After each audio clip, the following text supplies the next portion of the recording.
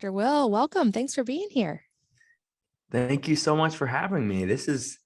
I've been wanting to talk to you for a long time, and I'm excited it's finally happening. Me too. You're a much requested guest. I've had several people reach out and ask for me to have you on, and I'm excited that we're going to get to switch off and I'll get to chat with you as well. Yeah, But I know you have expertise in a whole wide range of areas. But I think to start kind of broad, and I know we'll go in a lot of subdirections from here, maybe for anyone who's not familiar, I would guess everyone listening has heard the term functional medicine and maybe at least has a passing understanding of what that is. But can you give us kind of a more clear definition and maybe especially highlight how it differs from more conventional healthcare? sure. So give people a little bit of a background. I started one of the first functional medicine telehealth centers in the world over a decade ago. So that's basically, I've been in this room for the past decade plus 10 hours a day, and they let me out to feed me and see my kids and my wife. But for the most part, this is where I'm at, and I love it. I'm immersed in it, and it's a passion of mine. So what functional medicine is, first thing is we interpret labs using a thinner reference range. So anybody that's listening to this right now will know, hey, when I get my labs, there's my number, and then there's this X to Y interval. There's this reference range.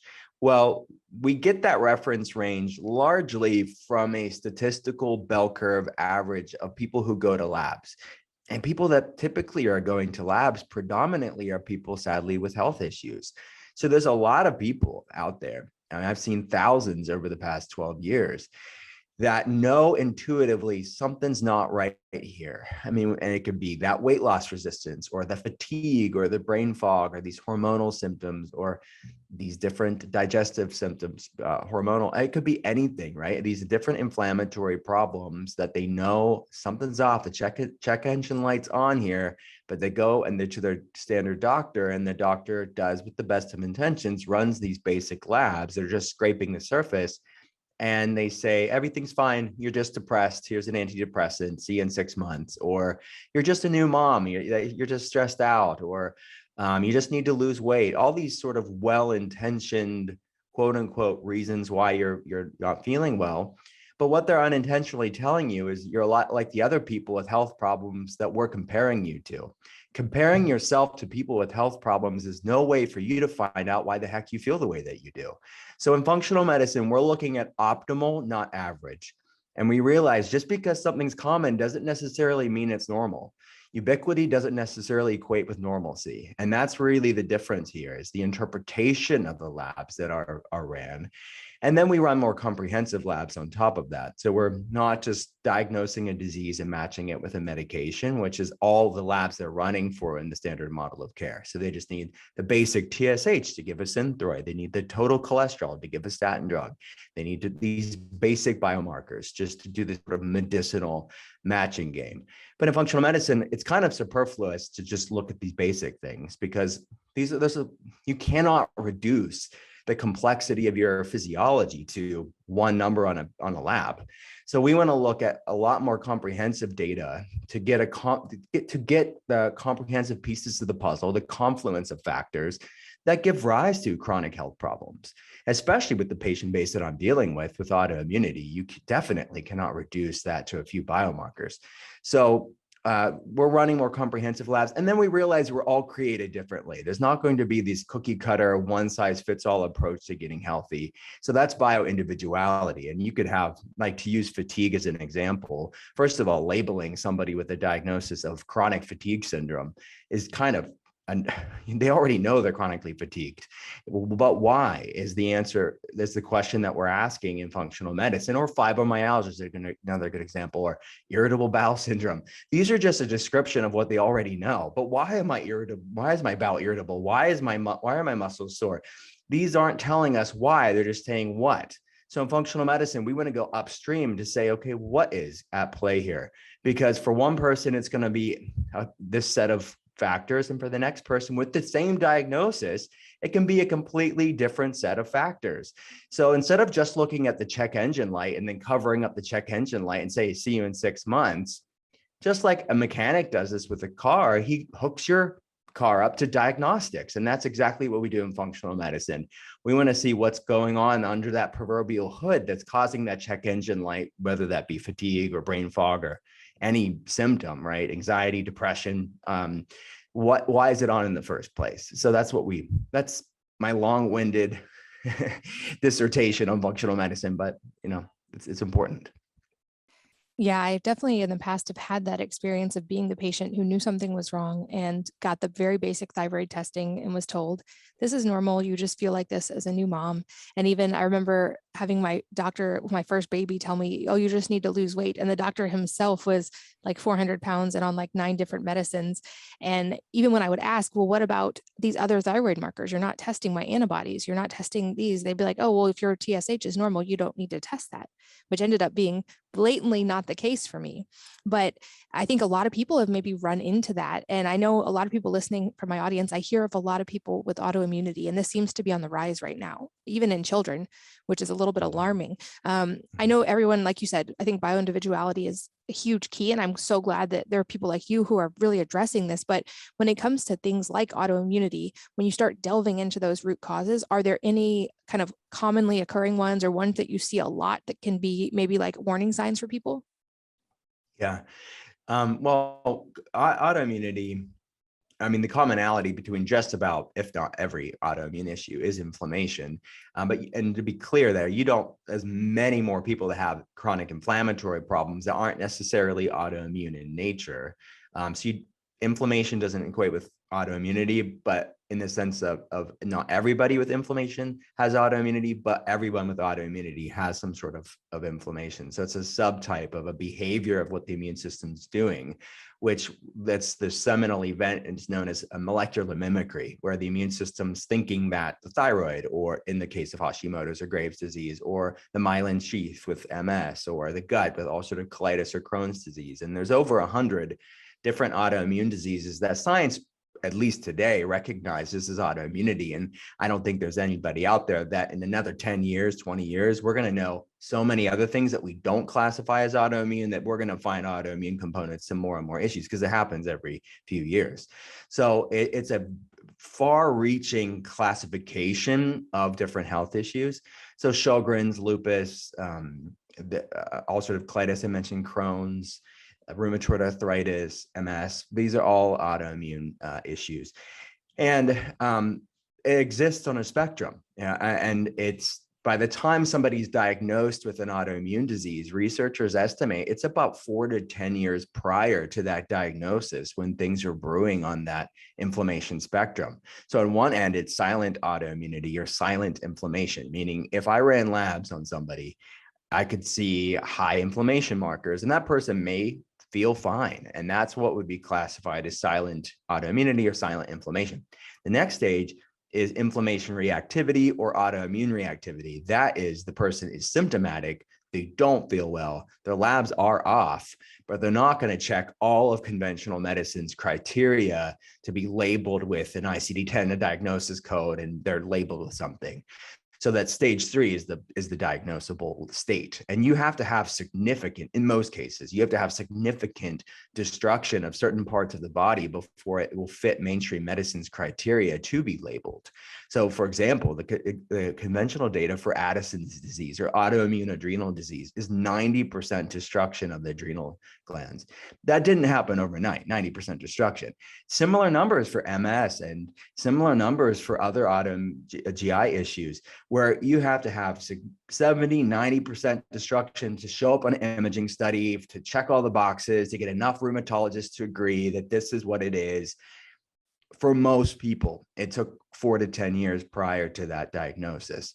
So it's a lot of different symptoms, but the reality is, what I would just tell people is to just check in with their body. Be curious. Don't settle for things just because it's your everyday.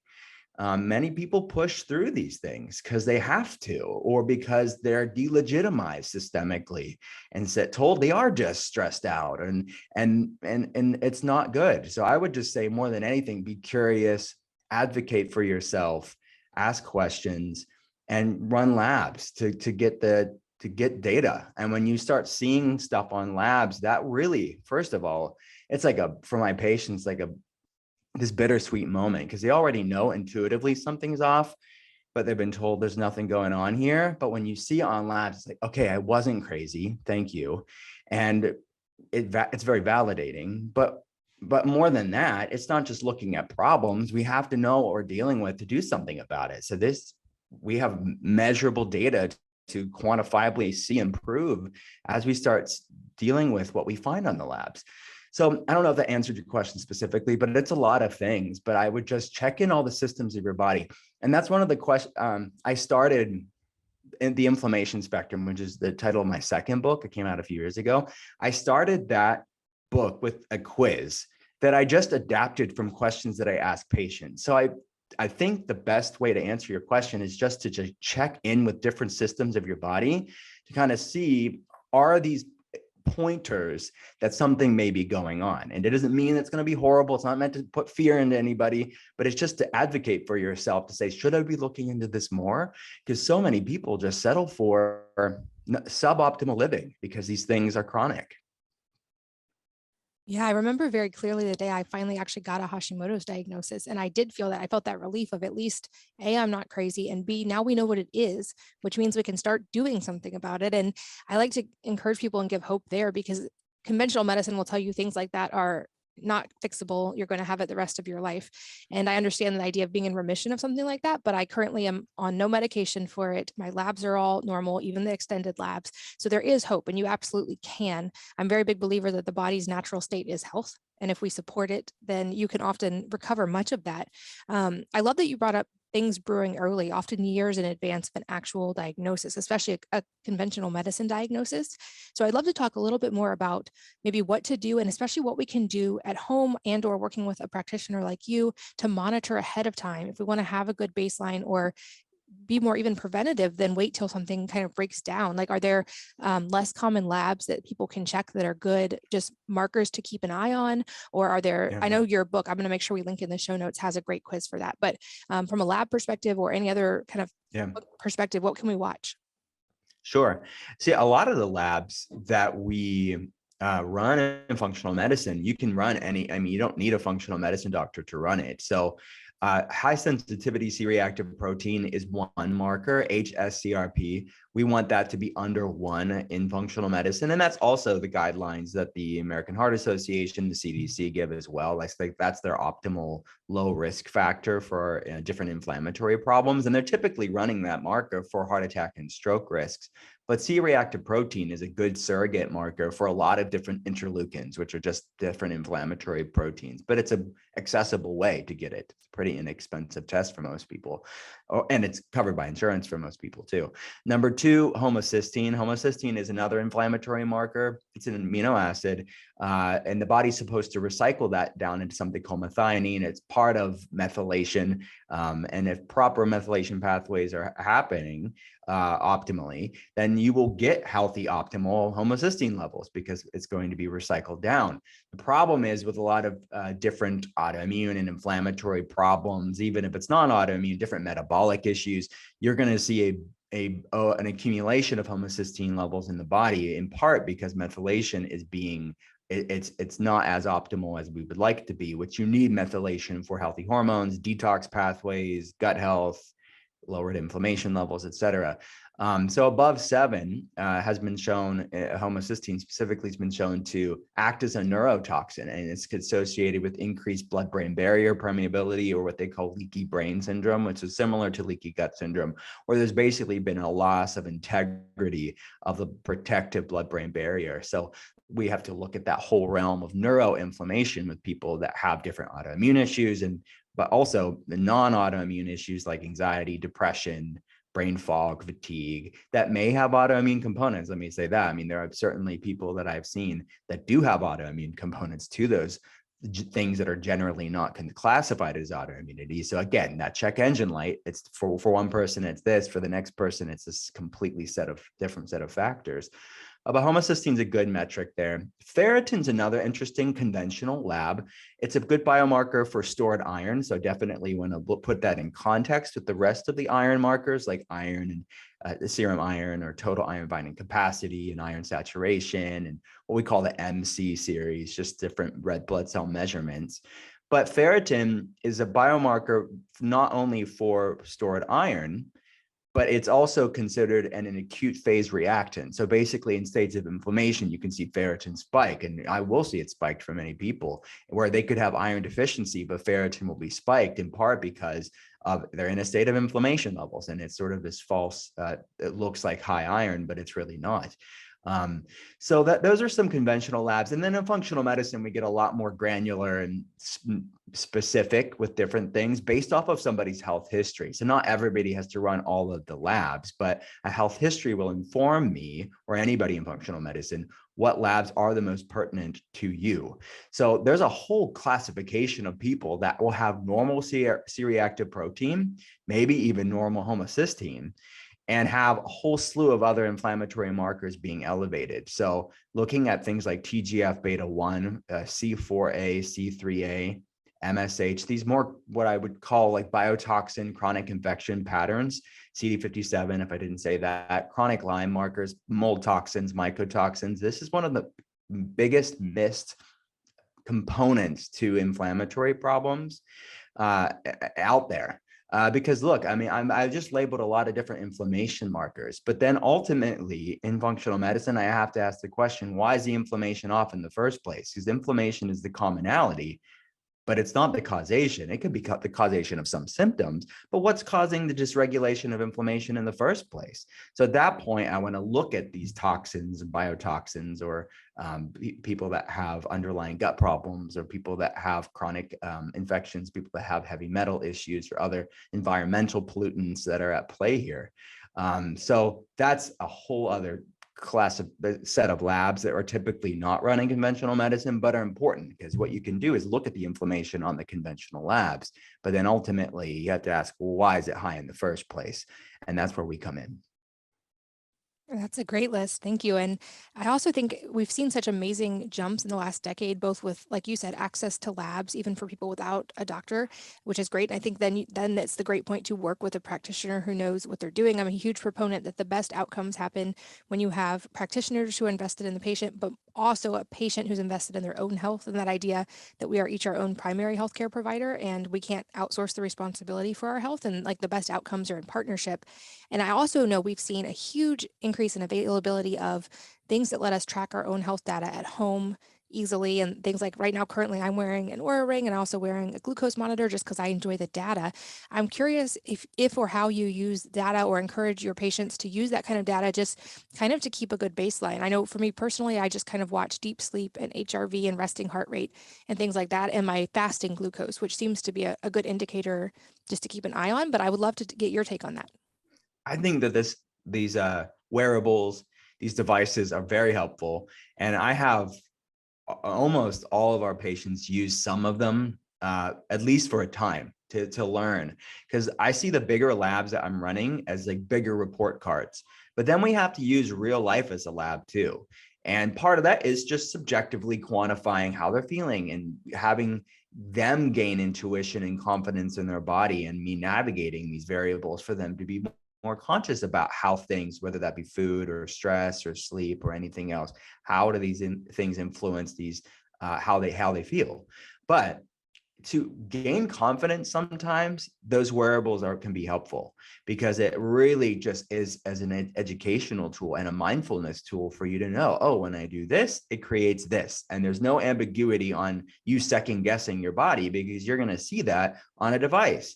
So I have an Oura ring. I have levels. I recommend it to patients when it's clinically appropriate. And honestly, it's appropriate for most people as they're learning about their body and getting curious about how things and life itself influences their biochemistry. So I look at all those same things: HRV, the REM sleep, deep sleep, very important. And then the way that stress and sleep and food impacts your blood sugar is very fascinating as well, because there's no hard and fast rules when it comes to that. Because some person may maybe have that bowl of fruit, whatever you're talking about, and that's going to spike their blood sugar up quite a bit. And the next person, it's completely fine. And so we can dial in and really tailor recommendations on that and make sense of that data. So it's really cool. And then I would say too, what serves you today and what's best, what are the best tools for you in your toolbox today won't always be the same. So it's good to check in months down the line as well, where you can really say, oh, look, my health has evolved.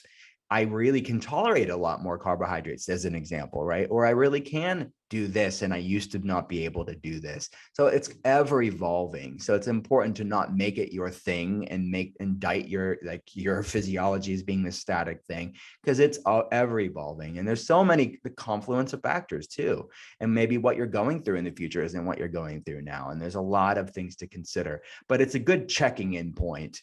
And then from there, I would say for most people, there's two classes of people. Like generally, there's like they can handle that data longer term. They really like it. They're the biohackers sort of spectrum of people. And then maybe they will use those data, wearables, et cetera, longer term, because it really does keep them on track.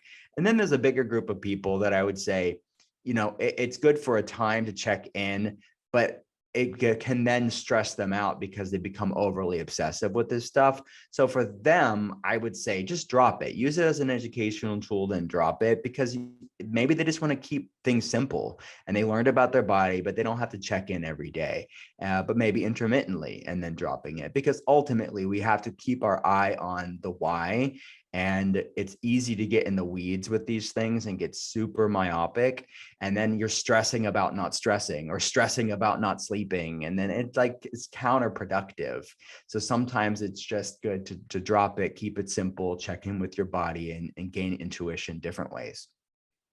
I think that's such an important point that you just made. And I think it's really helpful to look at them in terms of like short-term experiments. And maybe you do them a couple times a year to recheck in, and that lets it be fun versus, like you said, this kind of obsessive data all the time, especially things like glucose monitoring. Like it's helpful to have for a couple weeks and to be able to watch, okay, I respond great to these foods.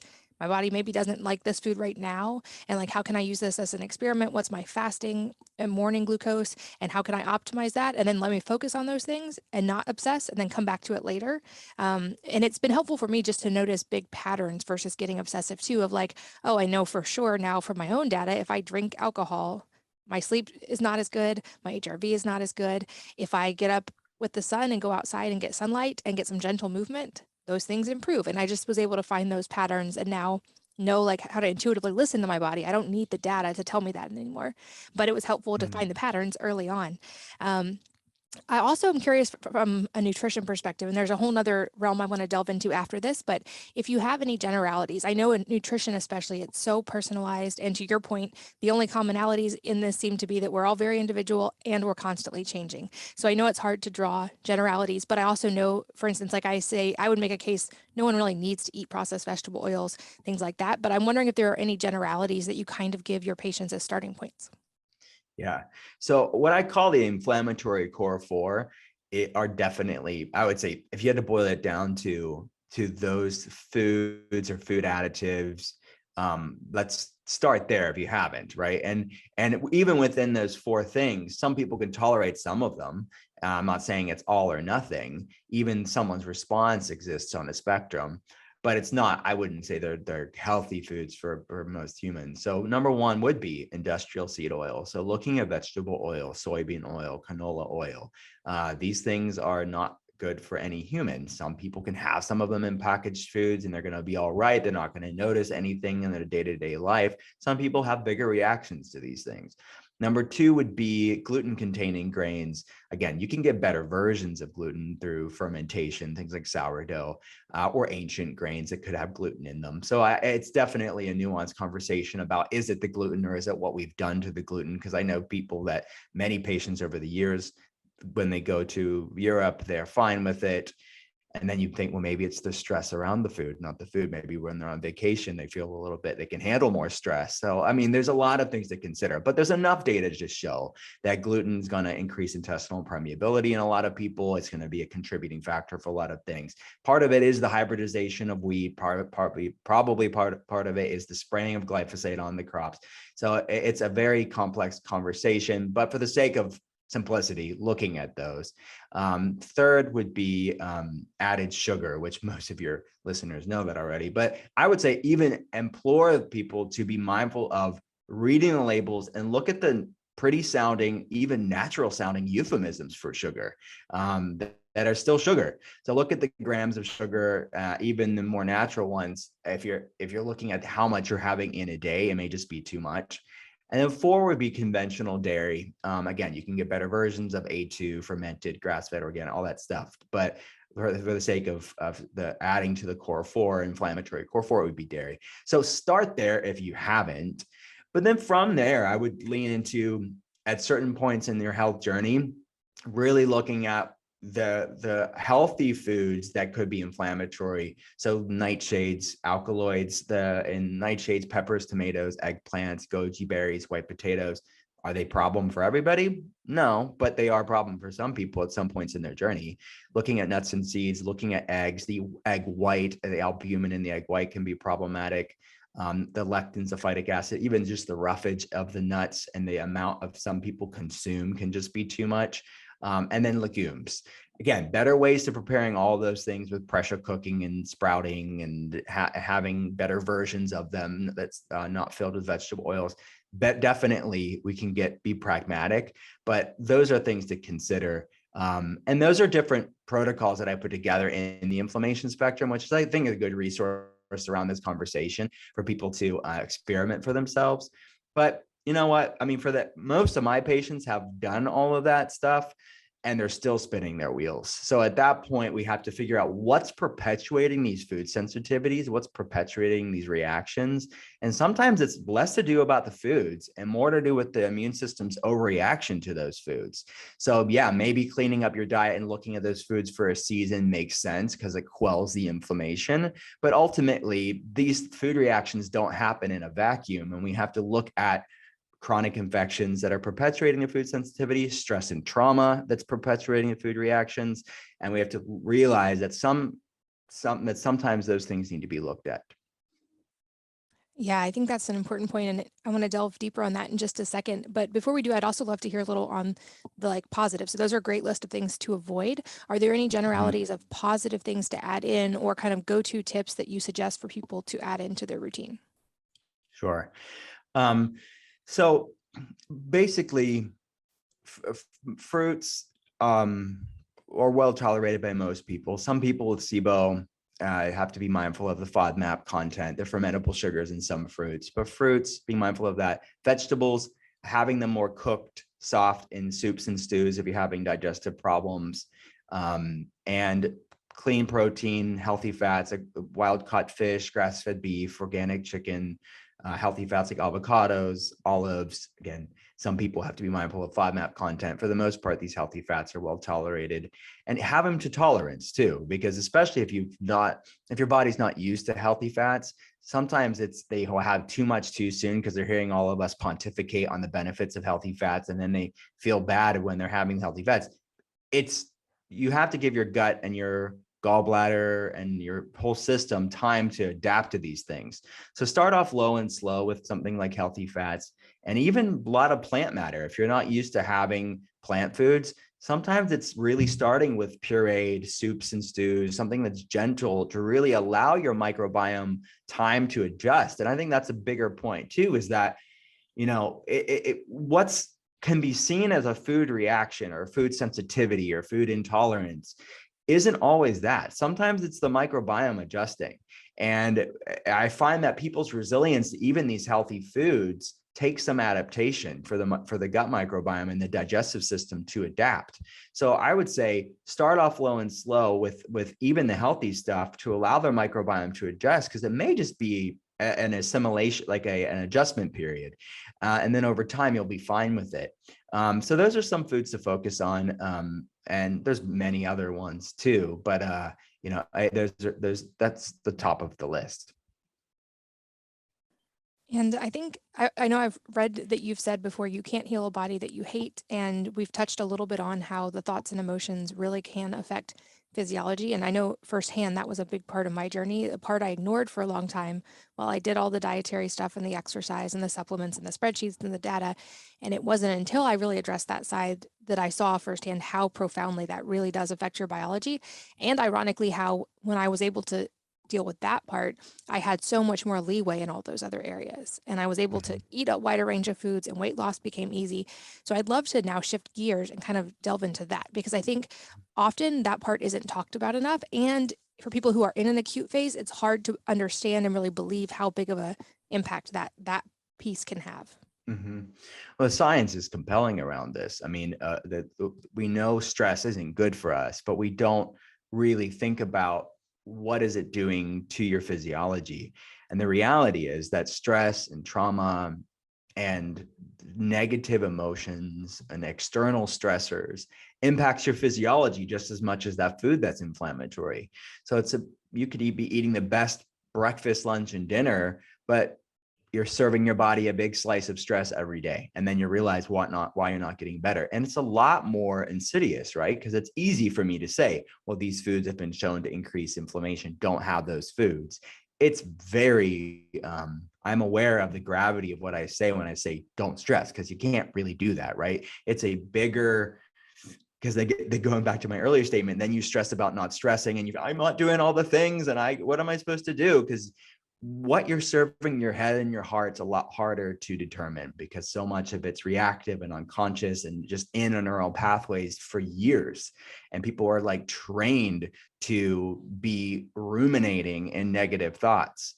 So it's definitely a bigger project, but it's one that's just paramount to healing on a physical level because mental health is physical health. Our brain is part of our body and we cannot relegate mental health to some sort of like ethereal thing. The reality is it's very much physiological. We have to look at this bidirectional relationship between our thoughts and emotions and our physiology because look, I mean, you know this, but for people that are newer to this, underlying gut problems, inflammation, chronic infections will impact your mood for sure, right? We know that it's called the cytokine model of cognitive function. Inflammation impacts how our brain works.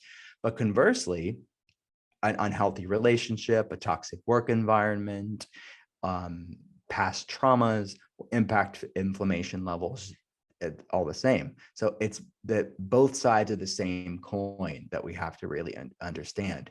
So a part of the work that I do with patients is really looking at that and going there, because I really can't have a conversation about somebody's labs without looking at that, because you cannot reduce their health to just their breakfast, lunch, and dinner. As much as we like it to be, it's just not. Because what is the headspace and the heart space in which they're even eating that meal? Because they're going to digest that and their body's going to respond to that food in a completely different way. Because what is this? I mean, mainly we're talking about an overregulation of a sympathetic fight or flight stressed inflamed state versus the parasympathetic, the resting, the digesting, the hormone balance, the rejuvenating state. Both are important, but balance is really the clinical objective here. And most people are just over upregulating their sympathetic response for many different reasons.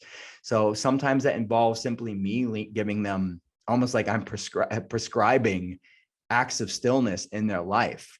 And I'm telling them to be consistent with these things, whether that's getting out in nature, the science around Shinrin Yoku or forest bathing and using nature as a meditation, which is just so simple, but it's so simple that people don't give it the respect it deserves. And they think, well, it's just a hike. You guys in wellness are just weird. You're just telling me to go hike. No, I'm saying calm your mind and allow nature to actually be therapeutic to you and take it in with all of your senses, which we know in science has been really be beneficial to lower these stress hormones and help balance the immune system and start supporting the parasympathetic in the body. And there's many other ones that are really compelling in the research. I mean, yoga, Tai Chi, different mindfulness practice, breath work, so many things that I prescribe patients to really work on that. And then sometimes it's referring them to a trauma specialist and working in conjunction with that trauma specialist to start to train the body to be more in a parasympathetic and retraining the brain.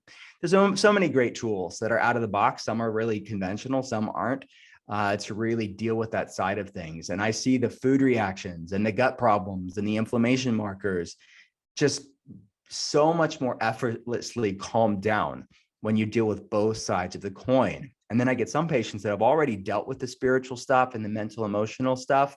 They just need the physical stuff to meet the mental emotional so they can be in alignment. And for some people, they need to deal with both. For some people, it's they haven't dealt with the spiritual, mental, emotional at all. And they have dealt with the physical, and they need to raise that up because both sides of that coin are important. Yeah, I think you just made so many great points. And the idea that those two things have to happen, and some people will have already addressed one or the other, but you need both. And I think in my case, I had addressed a lot of the physical side because that was nutrition and I understood that world. And then I really had, my key was addressing that mental, spiritual side.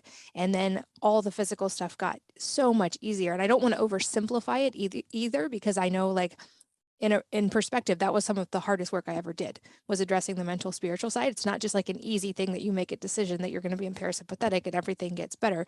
I did a lot of hard work on that. I had to simplify and take a step back and address sleep and get a meditation practice and do qigong and like all and therapy and all these things.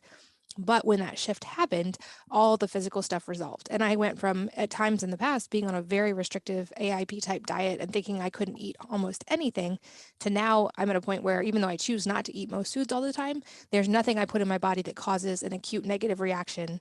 And I feel like the goal there as well being I want to be adaptable, both mentally, spiritually, and physically, metabolically. I want my body and my mental health to be able to handle whatever they have to in an adaptable way without getting stressed about it. And I think that's very much a long journey. It's not an easy shift, but I think it's together one of the most worthwhile shifts we can make. Yeah, well said. And at that point, I think that's the goal for most of my patients too. It's like that wiggle room where, like you said, you wouldn't go back and have all the foods that made you feel lousy anyways, but you don't want to have to live so tight, it's such a narrow amount of things to keep the bucket from overflowing. But when you empty the bucket significantly, and that's dealing with the physical stuff and dealing with the mental, emotional, spiritual stuff, there's some resilience capacity there where you can pivot from the center. Maybe you're traveling, maybe you're just going out with friends and you're eating things you normally wouldn't, but you're not going to pay for it the next day with a flare up. That's the goal, really. It's so they can live your life with much flexibility as your body will allow and what your body's capable of, which most people's body they're capable of so much if we start dealing with both of these sides. Yeah, and I think it's hopeful to realize too, for anyone who's in that acute phase, because I've been there too, that it's not forever. A lot of Yeah. these things you have to do are for a time, and it's part of the journey. But it was to me very helpful to understand like this is not the rest of my life. I'm not committing to having to do this for the rest of my life. There's a goal, and I can watch my body heal and improve. And another thing I think that's also not talked about, but very, very important, is the subtlety of our language around these things, especially when we're talking about the mental health side, especially our inner talk. I don't think often we pay attention to that enough, but I realized in hindsight, I was spending so much mental energy being mad at myself and self-critical and hating my body and asking questions like, why can't I lose weight? Why is this so hard? And when you do that, your subconscious answers those questions because you're asking it to. And when you shift and start asking it, like, how is it so fun to do this? And why is it so easy to lose weight? Or whatever the case is, your subconscious starts putting your energy toward that. And I caught myself learning to say things instead of like, I have Hashimoto's, which is an identity statement, saying my body is recovering from Hashimoto's currently. And Oh, those things seem so subtle, but they're not. And I say often now, like, be very cautious of the words you put after the words I am, because your physiology will respond to that. And so rather than I am sick or I am tired or I am whatever, give yourself positive I ams to focus on. so powerful. It's so true. And you're right. People think, oh, what's this do? Like, why does this matter? They don't even catch themselves because they're so caught up in their incessant thoughts. But that's really one of the benefits, I think, of mindfulness practice and meditation is you start realizing you aren't your thoughts or emotions. You just like you're not your health diagnosis. You are this beautiful observing presence of them. Your cells are listening intently. And whether you're saying it out loud or you're thinking it in your mind, the reality is that influences your biochemistry so much so. So really practicing a gratitude, like integrating gratitude practice, self-compassion, and giving your body grace and lightness through this journey. You like you said, it's not easy work, but it's important work. And when you are consistent with these practices, gratitude, compassion for yourself and other people, kindness, showing kindness to yourself, you will start to retrain your thoughts and emotions. You'll start to be aware of them and not be controlled by them, even in a flare up. I see people go through really heavy flare ups and still have this grace that is just beautiful to see through it, because they're not caught up in the storm of negativity. But you have to train that mindfulness muscle, and they had to show up to those practices just like they'd show up to the gym. And in the people that say to me like, oh, meditation's not for me, those are typically the people that need to do it the most, because they're so caught up in the reactive mind that it's very uncomfortable to observe these things. It's very uncomfortable to create some stillness. But that's why you need to be doing it. That's like the person that doesn't work out and has never done it. This gym can be scary at first. Like, why do I even start? But that's why you need to be doing it. So show yourself grace through the process, but ultimately it is paramount for healing. I love that. I'm so glad we got to touch on all of that. And also with the caveat that, of course, here as well, there's going to be a huge element of bioindividuality and adaptability. But I'm curious if there's any things you've noticed over time with all of your patients that are very often helpful. As an example, for me, I've noticed magnesium seems almost universally helpful to people in today's world because we just aren't getting very much from food. And personally, when I took a bunch of that, it changed how I felt. It changed my energy levels. On a personal level, I noticed I have a lot of genes that are choline dependent, and I avoided eggs for a long time. So a choline supplement was super helpful. Are there any Mhm. like common things like that that, of course, with the caveat of bioindividuality, you seem to see are generally helpful? Yeah, I mean, magnesium, you're absolutely right. I see it on an hourly basis being deficient, and running an RBC magnesium, most people are deficient, and it's responsible for hundreds of different pathways regulating your gut brain axis, really, and your nervous system. So it's a raw material for so many different important pathways that regulate your mood and energy levels and sleep as well, and digestion.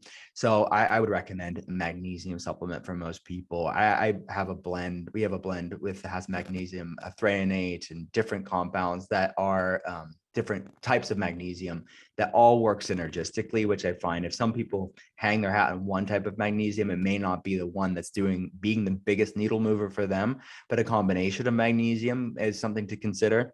But just like with meditation, like finding the one that works for you. Like there's many different types of meditation. There's many different types of forms of these nutrients as well. So find the one that works for you and stay consistent with it. Um, uh, the Another thing to think about when it comes to mood, adaptogens can be very helpful, and most people tolerate them very well. So things like ashwagandha and holy basil or tulsi, um, and maca, and even the different medicinal mushrooms like lion's mane and chaga and reishi can be helpful for supporting the mood and brain function. So yeah, these are really good brain mood centric things to consider. Vitamin D, the brain is rich with vitamin D receptor sites, and as you know, I mean, a lot of people are deficient in that as well. So really getting your vitamin D around 60 to 80 for most people. You could really go a little bit higher for people with autoimmunity, 60 to 100 maybe. And looking at a good quality vitamin D3 with K2, both are really important fat soluble vitamins that help regulating the immune system, regulating the brain, regulating inflammation levels. And I see a lot of people that are in that state of sympathetic, stressed, inflamed response is that they are magnesium deficient and vitamin D deficient. And if they're vitamin D deficient, they're probably vitamin K2 deficient too, or more, even more so. So yeah, those are some things that comes to mind. But going back to food first, right? I mean, food has the raw material for a lot of these things, to really give your body the support that it needs. Yeah, and on the note of vitamin D, I want to touch briefly on what probably is a little bit of a controversial topic, but I feel like it very much shouldn't be, which is the role of sun exposure. And obviously, here with the caveat of never getting burned and doing this responsibly, this is an area I've noticed that I think there's so much misinformation out there, and we've unfairly demonized the sun. And we are also like a Mhm. signaling mechanism we haven't talked about yet is light, and we're very light dependent beings, and light is a big factor in regulating our circadian biology and our sleep cycles, and even like food, or like food impulse and control changes in relation to light. And I feel like in the fear of skin cancer, we have thrown the baby out with the bathwater and now often completely avoid the sun. Feel free to disagree with me on this, but my take is that what I see in my life is getting morning sunlight, even for 15 minutes when I first get up, really changes my sleep and my circadian biology. And getting a little bit of bright light exposure when it's possible during the year has a Mhm. great impact on my vitamin D, but also my mood. So I'd love to hear your take on sunlight. Yeah, I completely agree with you. I think we swung so far in the other direction and lost all context to the conversation. I recommend a part of getting out in nature. I think the benefits of forest bathing involves just real light, not artificial light and the blue light that people are getting all day long. And there is definitely something extra therapeutic about that morning light and resetting your circadian rhythm, the hypothalamic, pituitary, adrenal axis, and your body's gut brain communication lines, the enteric nervous system, and the vagus nerve are really profoundly helped and served with healthy amounts of sunlight. And that's tough for some people, right? That maybe they are working inside most of the day, or they live in certain climates where it's cloudy a lot. I live in Pittsburgh, which is not the sunniest place in the world. So getting light therapy whenever possible inside, red light therapy, full spectrum light therapy, and being consistent with that too, because that's another tool that really to be supportive of that parasympathetic, which we're trying to like bring about a rebalancing of those two systems in the body. So yeah, it's needed. Vitamin D deficiency is very common. And just to be clear on this, you really can't get optimal vitamin D through foods alone. You're not going to get it.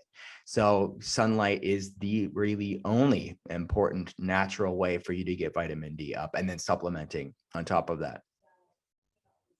Perfect. Well, our time is flying by. You're so fun to talk to. But before we wrap up, I have a couple of just rapid fire questions I love to ask.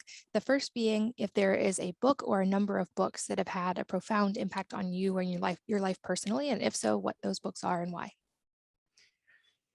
Yeah, it's I I normally will not reread a book, right? I will read a book and gain the information and move on. I'm an Enneagram 5, if that tells you anything about me. Like I just like a consumer of knowledge and information. So I normally don't like read for pleasure per se, but like the pleasure is learning and then moving on to something else. But the exception to that is Eckhart Tolle's books, which maybe not resonate with everybody, but they really do resonate with me. And it's sort of just practical guides for logical living, because he's pointing out the madness of modern society and allowing the reader to grow an awareness of, whoa, I catch myself doing that. It is a great book, both A New Earth and The Power of Now. And they're just simple mindfulness practices, basically. And I think his voice is very calming as well. So to listen to his audiobooks and pick up what you can pick up from him. Maybe not everything you're going to resonate with it, but there's going to be something for everybody within those books. I really enjoyed his books as well. And I know they're also available now on audiobook for people who prefer to walk and be in nature while they Yes, listen to it. exactly. And I think his voice is very like a meditation in and of itself. My wife doesn't agree with me. She's like, oh, and I don't like his voice so much, but I like his voice. So try out good old Eckhart. I will make sure those are linked in the show notes as well for any of you guys listening. That's always at wellnessmama.fm. And lastly, Dr. Cole, where can people find you to keep learning more? I'll link to these as well. And any parting advice? Thank you so much for this opportunity. Everything's at drwillcole.com, drwillcole.com. I'm on all the, Instagram. I'm trying TikTok out, but I'm too freaking old for this, but I am there. Twitter, Facebook, all the things.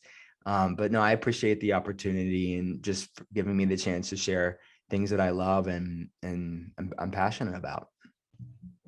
Well, thank you for being here. Thank you for your time. And as always, thanks to all of you for listening and sharing your most valuable resources, your time, your energy, and your attention with both of us today. We're so grateful that you did. And I hope that you will join me again on the next episode of the Wellness Mama podcast.